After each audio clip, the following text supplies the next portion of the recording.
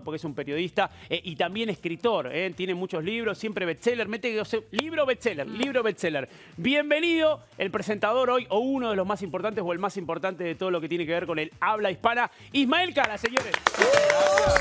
Bienvenido a nosotros a la mañana. Bienvenido. Fíjate que estuve practicando, buenos días a todos, decir pollo. Pollo. Ay, pollo. Si no es pollo, ¿cómo es? Pollo, es pollo. Pero lo que vos quieras, está bien. No, pero a mí me gusta, me encanta el tema de los acentos y me encanta decir pollo. Pollo. Pollo Álvarez. El Pollo Álvarez. En Estados Unidos harías carrera como el Chicken Álvarez. Bueno, no está mal. En Brasil como Franco Álvarez, bueno, y podemos seguir así. Ahí vamos a repasar un poquito tu trayectoria y también tus libros. Muy interesante, estuve chusmeando. Venís de Paraguay, ¿cierto? Sí, una semana completa en Paraguay haciendo eventos a instituciones, conferencias y un ciclo de programas que se estrena el próximo domingo a las 9 de la noche en uno de los canales de televisión abierta que me han convocado a hacer un ciclo de entrevistas, así que muy bien. ¿De ahí de Paraguay o de...? Sí, personajes paraguayos.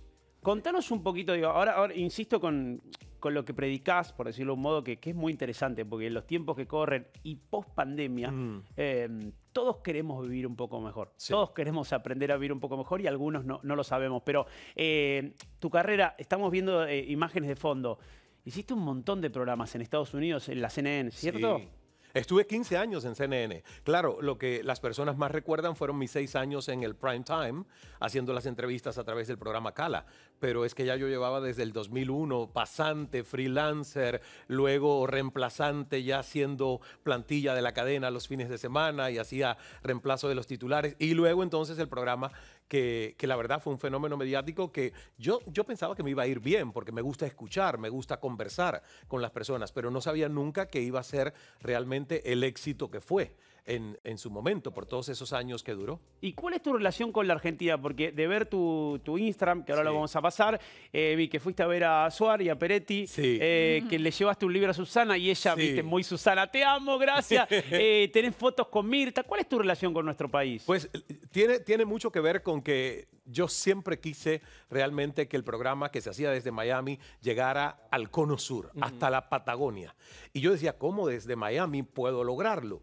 Y realmente, mira, aquí está conmigo Dani Mañas, que yo digo que es mi embajador plenipotenciario en Argentina, porque gracias a él pude ir conociendo a todos estos grandes personajes a los que entrevisté y luego nos convertimos en amigos. Entonces, quiero mucho el país, siento que en algún momento viviré aquí una temporada de unos meses, un año, un par de años. Yo venía caminando y venía recorriendo y digo, qué hermosa ciudad. Y hacía más de 2 años que no venía. Entonces, ya tenía como añoranza de regresar.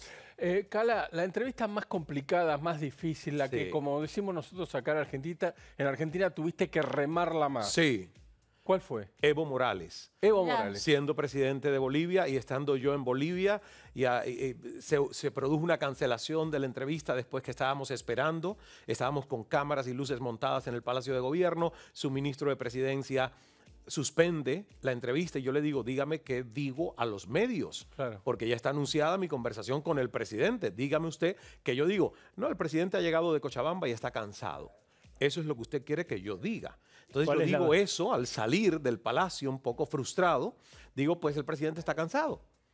Y me dicen, ¿pero cómo que está cansado? Sí, ha llegado de Cochabamba, está cansado. Y ahí digo yo, si el presidente quiere reprogramar la entrevista, aunque sea a las 5:30 de la mañana, que se levanta muy temprano, estaremos 3 días más en el país.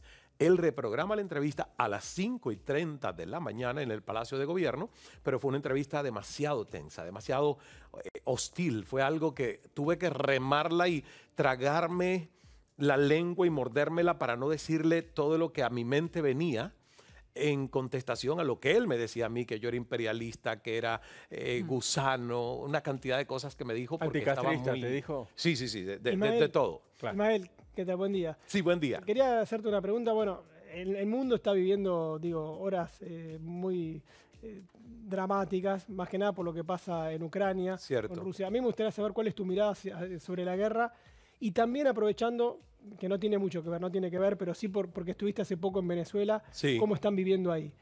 Si querés responderme las dos cosas. Pues lo primero, la guerra, porque a mí me indigna la guerra, porque no justifico para nada el uso de la violencia, porque creo que justamente cuando uno no tiene líderes y esto es culpa de todas nuestras sociedades que tienen una alta conciencia, sino que son gobernados por su ego y que desde la necesidad de mostrarle al mundo que lo que tienen no es un micropene, que es literalmente lo que yo pienso que sucede con este tipo de gente, con ese poder desde su ego y separación, es algo que no se puede entender con el mundo que estamos viviendo, que todavía Rusia crea que tiene ese derecho histórico de crear un imperio y que Ucrania le pertenece. Pero no es solamente eso, lo vemos en muchas otras partes del mundo. Lo único que yo creo que nosotros podemos hacer es ser el ejemplo de paz, que irradie paz alrededor, ¿ves? Porque nosotros no tenemos control sobre el gabinete de Putin y las decisiones que él toma, pero yo sí puedo tener control de saber que mi corazón, mi mente, cada vez actúan con más paz ante lo que me sucede a mí. Es el único control, como decía Gandhi, que uno tiene, es ser el cambio que quiere ver en el mundo. Entonces, medito, oro, pienso, invoco, mando una intención de paz. Si puedo ayudar, creo algo que pueda ayudar a estas personas necesitadas y por lo demás confiar en que la sensatez y el sentido común del ser humano podrá en algún momento entender que no necesitamos armas para defendernos. Ismael, te siguen muchas mujeres, ¿no? Por lo que pudimos ver. Mayoritariamente mujeres. Mira, ¿por qué crees que es eso? Digo, ¿qué encuentran en vos? Porque mi segunda pregunta apuntaba a qué se le puede decir por ahí a las mujeres hoy en día que a veces o no están conformes con la vida que llevan o a veces les da sentir culpa ser madres, digo, ¿viste? Porque no pueden con las obligaciones o no tener pareja. Digo, hay diferentes cuestiones. ¿Qué se les puede decir? ¿Por qué te siguen? ¿Qué crees? Yo siento que lo primero que hay que decirle a la mujer es cuídate a ti primero.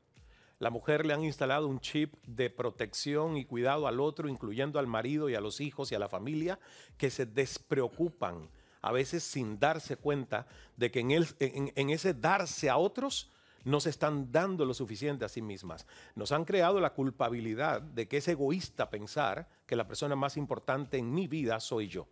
Pero no es egoísta, es autoprotección, es cuidado.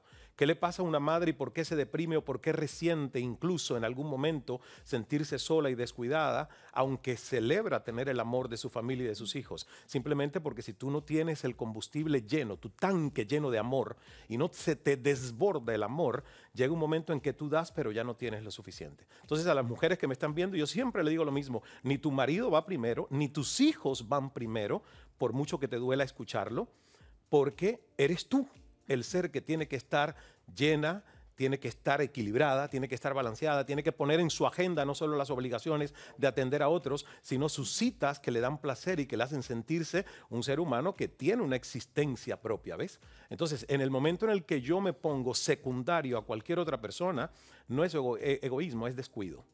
Y eso es lo que le pasa a muchas mujeres que sin darse cuenta no saben explicar su infelicidad teniendo aparentemente lo que la sociedad les dice que deberían celebrar para sentirse felices. Clarísimo.